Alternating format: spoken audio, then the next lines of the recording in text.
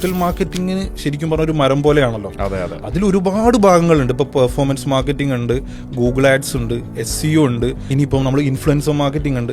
ഈ ഒരു വ്യത്യാസം പലർക്കും ഇപ്പോഴും എന്തല്ല തിരിച്ചറിയുന്നില്ല എന്നുള്ളതാണ് ഇതിന്റെ സത്യം. അല്ല, ഇതിനെ സെപ്പറേറ്റ് ആയ ക്യാമ്പയിൻസോ അല്ലെ സെപ്പറേറ്റ് ആയി കാണാത്തോടത്തോളം അതിൽ നിന്നുള്ള കംപ്ലീറ്റ് റിസൾട്ട് നമുക്ക് കിട്ടൂല. തീർച്ചയായിട്ടും. അത് ഇപ്പം നമ്മളിപ്പം മാർക്കറ്റിംഗ് തന്നെ കേരളത്തിലായിക്കോട്ടെ ഇന്ത്യയിലായിക്കോട്ടെ ഏതൊരു ബ്രാൻഡും കൂടുതലായിട്ട് ബ്രാൻഡിങ്ങിന് വേണ്ടി മാത്രം ഒരു ബഡ്ജറ്റ് മാറ്റി വെക്കുന്നത് ശ്രദ്ധിച്ചിട്ടുണ്ട്. അതായത് പ്രിന്റ് മീഡിയ ആയിക്കോട്ടെ, ടെലിവിഷൻ ആയിക്കോട്ടെ, ഇനി ഡിജിറ്റൽ മാർക്കറ്റിംഗ് ആയിക്കോട്ടെ, അവരുടെ മാർക്കറ്റിംഗ് ബഡ്ജറ്റ് ഒരു ഇയർലി ഇട്ടിട്ട് അത് എല്ലാ മേഖലയിലും, ഈവൻ ഹോർഡിങ്, ബിൽ ബോർഡ്സ് കാര്യങ്ങൾ, ബസ് ബ്രാൻഡിങ്, അതിന് എല്ലാ തരത്തിലും സ്പെൻഡ് ചെയ്യുന്ന ബ്രാൻഡുകൾ ഇന്ത്യയിലുണ്ട്. കമ്പയർ ടു ഇപ്പം ഞാൻ ഇന്ത്യയിൽ സെയിൽസിൽ വർക്ക് ചെയ്ത ആളാണ്. ഇപ്പോൾ UAE കഴിഞ്ഞ ഒരു 5 വർഷമായിട്ട് അഡ്വർടൈസിങ്, ഡിജിറ്റൽ മാർക്കറ്റിംഗ് മേഖലകളിൽ വർക്ക് ചെയ്യുന്നുണ്ട്. പക്ഷേ ശരിക്കും നാട്ടിലെ സ്പെൻഡിങ്ങും ഇവിടുത്തെ സ്പെൻഡിങ്ങും നോക്കുന്ന സമയത്ത് എനിക്ക് തോന്നുന്നു നാട്ടിലാണ് ഹ്യൂജ് സ്പെൻഡിങ്.